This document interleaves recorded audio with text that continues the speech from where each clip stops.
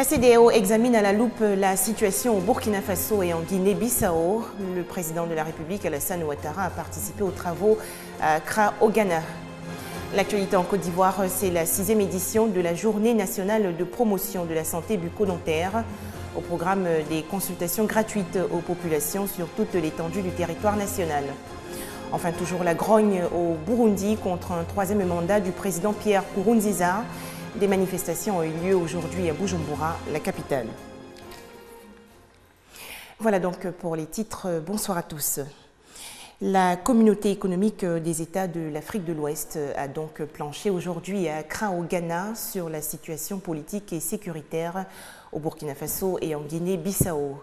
La 47e session ordinaire de la conférence des chefs d'État et de gouvernement a été également l'occasion de présenter un mémorandum sur ces États. À noter que le président de la République, Alassane Ouattara, a également pris part aux travaux. Le chef de l'État, Alassane Ouattara, doit donc regagner Abidjan ce soir.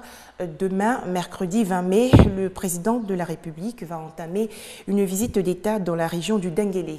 Objectif, s'enquérir des réalités du Grand Nord après la crise qui a secoué le pays. Le président de la République, Alassane Ouattara, va également animer des meetings pour répondre aux préoccupations des populations. Et toutes ces rencontres seront bien entendu diffusées sur les antennes de la RTI. Autre actualité, plus de 100 000 personnes vivant avec le VIH-Sida, dont 70 000 enfants orphelins vulnérables, vont bénéficier du projet dénommé « Ressources pour l'élimination de la vulnérabilité des enfants ». Ce programme financé par l'Agence des Nations Unies pour le développement international a été lancé aujourd'hui à l'ambassade des États-Unis dans la commune de Cocody. 6 régions sont concernées par ce projet. La vie permet à chacun de vivre heureux. Ce poème traduit le rêve de Christian et Catherine, 2 adolescents qui rêvent d'un avenir meilleur pour tous les enfants de Côte d'Ivoire. Un monde dans lequel aucun enfant ne sera orphelin ou vulnérable du fait du VIH-Sida. Comment faire de ce rêve une réalité? Pour y arriver, un projet voit le jour. Le projet Rêve, ressources pour l'élimination de la vulnérabilité des enfants. C'est d'arriver à l'autonomisation de la jeune fille. Le projet est donc financé par l'USAID et sa mise en œuvre sera assurée par l'ONG Save the Children pour une durée de 5 ans. Ce projet va toucher une certaine cible, évidemment. Donc la cible primaire, ce sont les orphelins et enfants vulnérables que nous avons dans notre pays, les adolescentes et aussi les personnes vivant avec le VIH. 6 régions sont concernées par ce projet. Il s'agit du district d'Abidjan, de la région de la Niébiti-Assamé, du Bélier, du Gbeke, de l'Indéné-Djouablien et du Nzi-Ifou. Avec Rêve, c'est la réduction du taux de prévalence du VIH, surtout élevé chez la jeune fille. En plus des partenaires techniques et ONG, ce projet bénéficie du soutien de plusieurs ministères, dont celui chargé de la question de l'enfance. C'est un projet qui arrive à point nommé. Vous savez qu'il importe que nous accélérons le processus de prise en charge de tous ces enfants vulnérables et de leurs familles, mais surtout que nous ayons rapidement des résultats bien meilleurs. Près de 22 millions de dollars pour financer le projet Rêve. Ceci permettra d'améliorer les conditions de vie de nombreuses communautés. On faisait le point avec Patricia Omou-Etia et Christiane Hunda. Toujours dans le domaine de la santé, la 6e édition de la Journée nationale de promotion de la santé bucco-dentaire. C'est une initiative du ministère de la Santé et de la lutte contre le sida. Il s'agit entre autres d'offrir des consultations gratuites aux populations sur toute l'étendue du territoire national. La cérémonie officielle s'est tenue aujourd'hui à l'hôpital général de la commune de Koumassi. En Côte d'Ivoire, il existe des cabinets dentaires dans la plupart des établissements sanitaires publics. Mais le taux de consultation est très faible, soit moins de 50%. Conséquence, plus de 60% de personnes sont atteintes de la carie dentaire. Pour améliorer cette situation, la Direction de coordination du Programme national de promotion de la santé bucco-dentaire initie la Journée nationale de la promotion de la santé bucco-dentaire, une 6e édition placée sous le signe d'un sourire pour la vie. Les caries dentaires peuvent entraîner une dissémination des germes dans l'organisme. On a des germes qui peuvent aller au cerveau, des germes qui peuvent aller au niveau des articulations, au niveau des reins, au niveau du cœur et d'autres éléments. Et on sait que les germes aussi, les germes, c'est-à-dire les bactéries, peuvent être dangereux, par exemple, chez les femmes enceintes pour le fœtus. Donc tous ces éléments concourent à nous amener à faire en sorte que nous ayons une bouche propre, une hygiène correcte pour au moins éviter un maximum de pathologies qui se font à distance. Au menu de cette journée, des séances de sensibilisation, de consultation et de soins bucco-dentaires gratuits au profit des populations.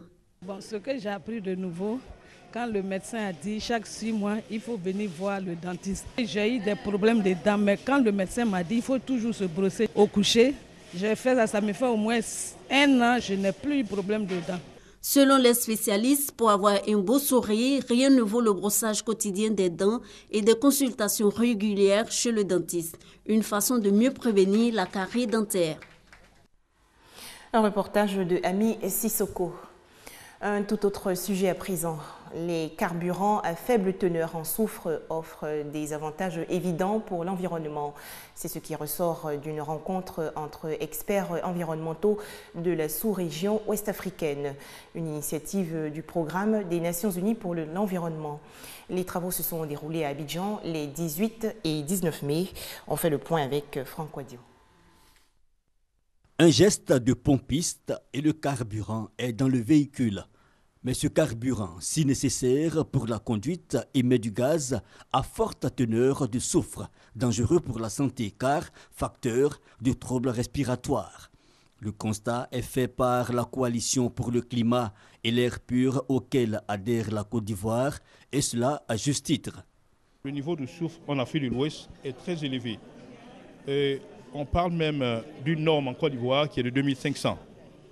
Mais en fait, quand on repart jusqu'à 2014, le niveau n'était pas ce qu'on a aujourd'hui. Cela veut dire que depuis 20 ans, le niveau s'est augmenté de façon effroyable. L'heure est grave selon les observateurs. Il faut réduire le soufre dans le carburant. C'est le sens de cette rencontre régionale d'Abidjan. Des autres pays des sous-régions ont réussi à réduire substantiellement le niveau de soufre. Par exemple, en Afrique de l'Est, c'est vraiment réussi. Mais en Côte d'Ivoire précisément, c'est 200 à 300 fois plus que ce qu'on espérait dans les autres pays. Situation similaire dans toute l'Afrique subsaharienne. Pour le directeur de cabinet représentant le ministre de l'Environnement, de la Salubrité urbaine et du Développement durable, ces réflexions de 2 jours devront permettre de dresser un chronogramme précis. Vous devriez aussi identifier des outils de communication pour le plaidoyer et l'information. Cette dernière approche sera le gage d'une implication de toutes les parties prenantes à la mise en œuvre de ce vaste processus.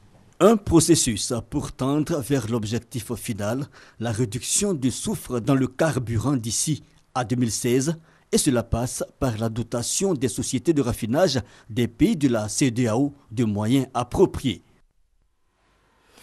Le Burundi, toujours contre un 3e mandat du président Pierre Nkurunziza. Les principaux leaders de la contestation ont appelé aujourd'hui 1 millier de manifestants à continuer le mouvement. C'était lors d'un meeting improvisé à Bujumbura, la capitale, où des militaires burundais ont effectué quelques tirs de sommation. Encore une attaque de Boko Haram dans le nord-est du Nigeria. 3 morts, 7 femmes enlevées et 13 blessés le 16 mai dernier dans un village de l'état de la Damawa. Des réserves de nourriture ont également été pillées.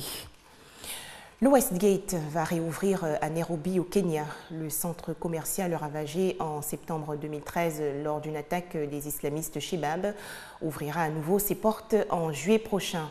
Il avait été partiellement incendié par les djihadistes affiliés à Al-Qaïda.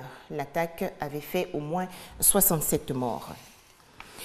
En Thaïlande, l'ex-premier ministre a comparu aujourd'hui devant la Cour suprême. Yingluck Shinawatra est accusé de négligence dans l'exercice de ses fonctions, notamment de n'avoir pas stoppé un programme de subvention à la culture du riz, lequel a provoqué des pertes financières au pays. L'ancien chef du gouvernement thaïlandais a plaidé non coupable devant les juges. Yingluck Shinawatra a été libéré sous caution.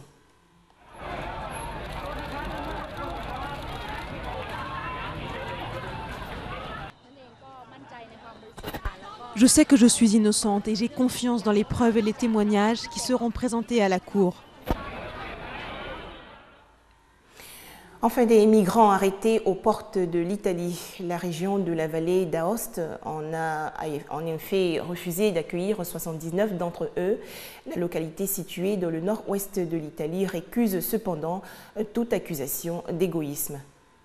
La vallée d'Aoste, dans le nord de l'Italie. Cette petite région francophone au pied des Alpes est comme le reste de l'Italie lasse d'assumer l'essentiel de l'afflux des migrants. Modibo y est arrivé en septembre dernier. Ce Malien a fui la guerre pour la Libye jusqu'à ce qu'un obus détruise son lieu de travail. L'Europe est pour lui une nouvelle désillusion. Tout le monde veut travailler. Si tu vois que tu es quitté en Afrique, parce que c'est chaud chez toi, c'est chauffé. Mais comme si on est là, c'est comme si tu es quitté dans l'enfer et tu es venu dans un autre enfer. Parce que quand tu ne travailles pas, la dignité d'un homme, c'est le travail. Situation d'urgence oblige, toutes les régions italiennes sont sollicitées pour faire face aux arrivées massives de migrants qui débarquent par milliers chaque semaine. Mais le président de la région d'Aoste a lui décidé de fermer la porte et de refuser les 70 migrants supplémentaires prévus pour son territoire. Ce n'est pas égoïsme, c'est une question de, je crois, dignité de l'accueil qui doit être fait d'une certaine manière. Si on n'est pas dans la condition, on ne pouvait pas le faire. La région n'accueille pourtant que 62 migrants. 18 d'entre eux sont à la Sorgente, un ancien hôtel devenu l'un des 3 centres d'accueil de la région.